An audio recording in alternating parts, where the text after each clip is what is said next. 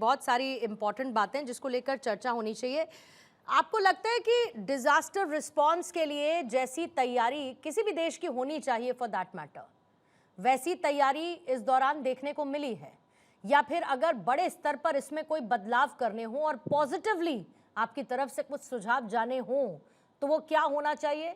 क्योंकि हमेशा स्टेक पर रहते हैं पहाड़ी इलाकों में बसे हुए गांव, और जब पूरा का पूरा वॉश आउट होता है, जब ऐसी परिस्थितियां बनती हैं, तो एक ही लाइन कह सकती हूं बस मैं कि शायद संभलने के लिए एक सेकंड सोचने का भी मौका नहीं मिल पाता है। ज़रूर, ज़रूर पूर्णिमा जी। और अभी हम लोग का ध्यान सबसे पहले कि सरकार की सफलता कितनी हुई है नहीं हुई है से भी ऊपर हम लोग का सवाल और चिंता अभी यही है कि कितने लोगों की जान बचाई जा सकती है। हम्म। आप जो बोले हैं इसमें कहीं खामियों और अर्ली वार्निंग सिस्टम का जो फेलियर दिखा गया है उस पर अवश्य ही ये आपदों के समय के बाद समीक्षा की जाएगी। हम्म।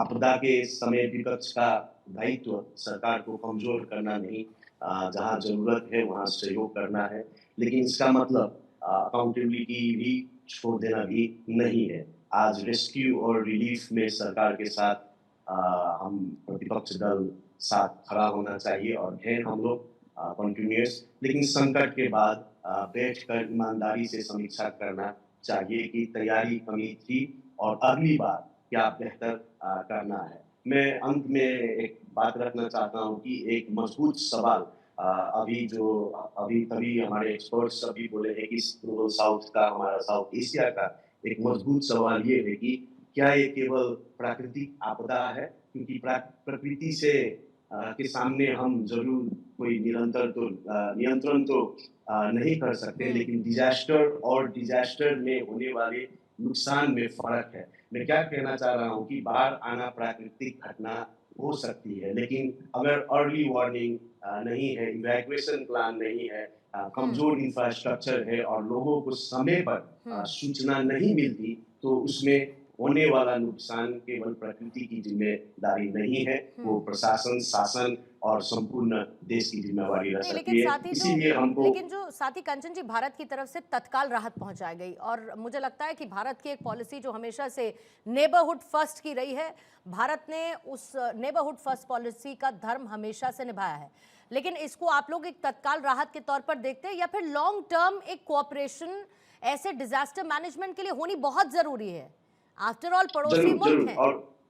और इसमें भारत सरकार और प्रधानमंत्री नरेंद्र मोदी जी का मैं खुद धन्यवाद करना चाहता हूँ। और जो जिस तेजी से मानवीय सहायता पहुंचाई गई है भारत की हम्म। ओर से, वो निश्चित रूप से सराहनीय है और उसका स्वागत नेपाली लोग दिल और मन से किए हैं। हम्म। ऐसे संकट के समय में एक पड़ोसी का दूसरे पड़ोसी के साथ खड़ा होना ही गहरे और आत्मीय संबंधों की वास्तविक बोलिए न ताकत है। हम्म। और आपका जो पॉइंट है उसमें मैं आना चाहता हूँ कि मेरा मानना है कि भारत नेपाल संबंध किसी एक घटना से मजबूत या कमजोर नहीं होती है। यहाँ हम्म। पर संबंध बहुत गहरे हैं हम्म। और हमारी खुली सीमाएं हैं, हमारे परिवार दोनों तरफ है, हमारी संस्कृति जुड़ी हुई है, हमारे धार्मिक और ऐतिहासिक संबंध है और हमारी हिमालय और नदियाँ जुड़ी हुई है। सो इसको जो जीवन का जो प्रभाव हो रहा है, ये एक तो शेयर्ड प्रोस्पेरिटी और ह्यूमन सिक्योरिटी के नजरिए से देखना हम हम्म। लोग दोनों देश का एक कर्तव्य होना चाहिए। और जब नेपाल संकट में हो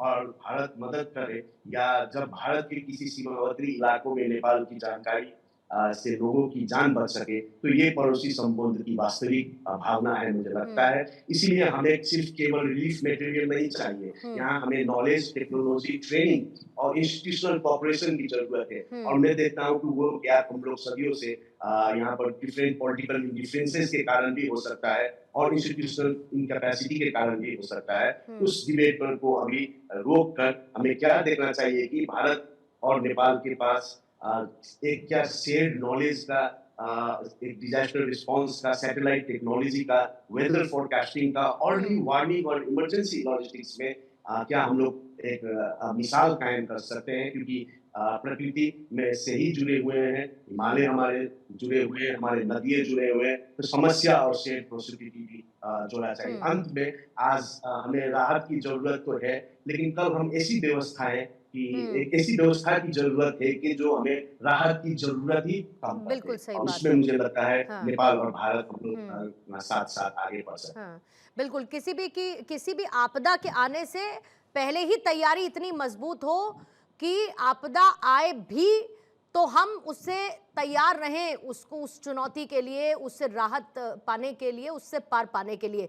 लेकिन कल्याण रावत साहब, क्योंकि आपने भी पहले एक इकोलॉजिकल इम्बैलेंस का ज़िक्र किया और ख़ासतौर से हिमालय का जितने भी एक्सपर्ट्स कर रहे हैं, अगर सर इसी तरीके से देखिए बैलेंस बिगड़ता रहा and if I am being blunt, तो आने वाले समय में बाढ़, भूस्खलन, एवलांच, भूकंप, इस तरीके की घटनाओं को कितनी गंभीरता से देखा जाना चाहिए।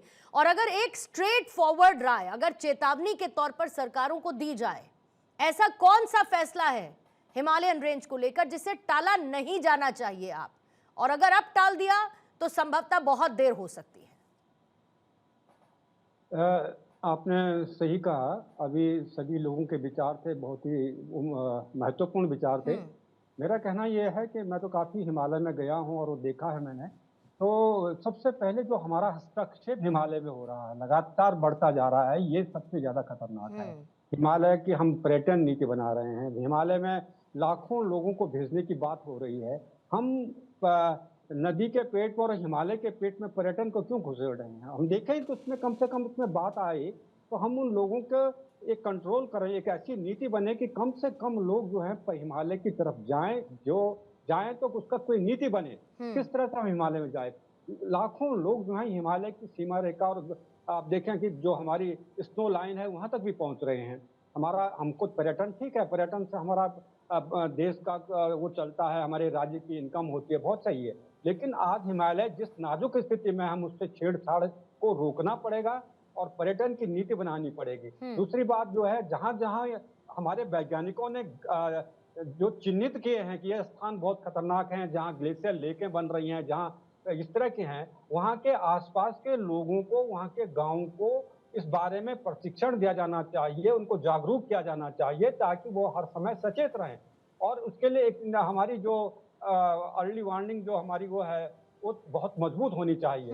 क्योंकि मैंने देखा है 1894 में जब बिरही की बाढ़ आई थी और बड़ी लेक बन चुकी थी, तो अंग्रेजों ने बिरही से लेकर और ऋषिकेश तक टेलीफोन लाइन बिछाई थी। उस समय के जमाने की बात है, 1894 में। और उन्होंने कहा कि इन टेलीफोन से हम लगातार लोगों से संपर्क करेंगे, और जैसे ही ये लेक टूटेगी हम लोगों को टेलीफोन के माध्यम से जो है उनको बता देंगे। और हुआ वही, जब लेक टूटी तो उसमें एक भी आदमी मरा नहीं था। बाकी हमारा सारा श्रीनगर तबाह हुआ था, सारे वो हुए थे, लेकिन जो हमारी जान माल की जो वो था वो काफी उस हद तक बच गया था। तो इस तरह के हमारे तब कर सकते हैं। आज हमारे पास इतनी बड़ी टेक्नोलॉजी है, बड़े बड़े वैज्ञानिक हैं, हम इनको एक सही रूप में ला सकते हैं, इसकी एक योजना बना सकते हैं। सारे 7 राज्य हमारे हिमालयी राज्य हैं, मिलकर के हम अपने हिमालय से लड़ने की बात करें। हिमालय को हमें खुश रखना पड़ेगा, हिमालय से छेड़छाड़ नहीं करनी पड़ेगी। हिमालय की किस तरह से हम हिमालय में अपने पर्यटन को बढ़ावा दें,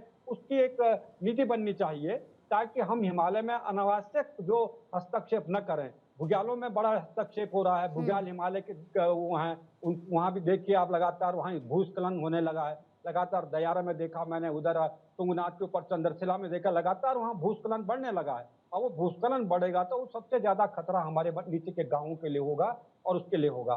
तो मेरा तो कहना यही है कि अगर हम आगे बढ़ना चाहते हैं, हिमालय को बचाना चाहते हैं, हिमालय पानी का बहुत बड़ा टावर है, हिमालय जिंदा रहेगा तो हम भी जिंदा रहेंगे।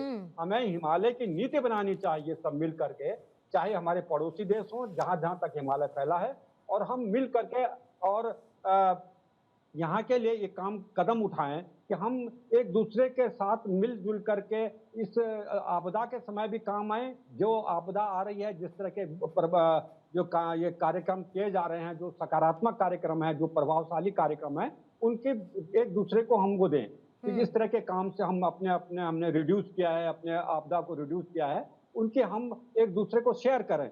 इस तरह से एक दूसरे से मिलजुल करके हम हिमालय के आपदाओं से बच सकते हैं। और सबसे बड़ी बात यही अंत में मैं कहूंगा कि हिमालय से छेड़छाड़ रोकी जानी चाहिए।